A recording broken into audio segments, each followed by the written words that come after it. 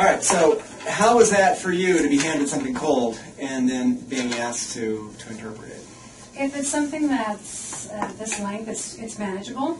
But the first thing that the interpreter needs, it's actually 2 minutes. We have to look over the document just to understand it, because before you can translate anything, you have to be able to understand.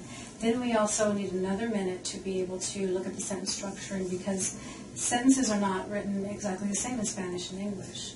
For Spanish, I would need to get the subject first, and then the verb, and then everything else, and then I have to make sure it all makes sense, and then I'm not losing any of the context, and that I don't miss any of the information, and it makes sense and it flows in the native language. So there's a lot to it.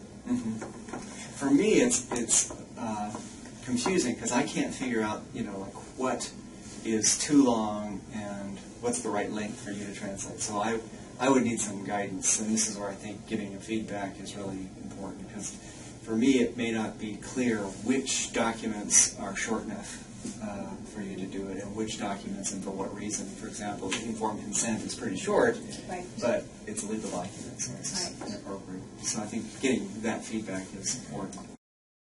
And the interpreter has to speak up and say, I'm sorry, I have to recuse myself. There's so much information that I'm not grasping and I'm not understanding. It would not be an accurate rendition. Right. And then I guess there's also this middle ground where you could just ask me to clarify something if I'm still here, haven't left the room and gone someplace. Okay. And that was wonderful. That's a big relief that you offer to do that. It's like, whew, okay, I have a safety net. In case I'm in trouble, then I can ask. Right. Good. So that's great.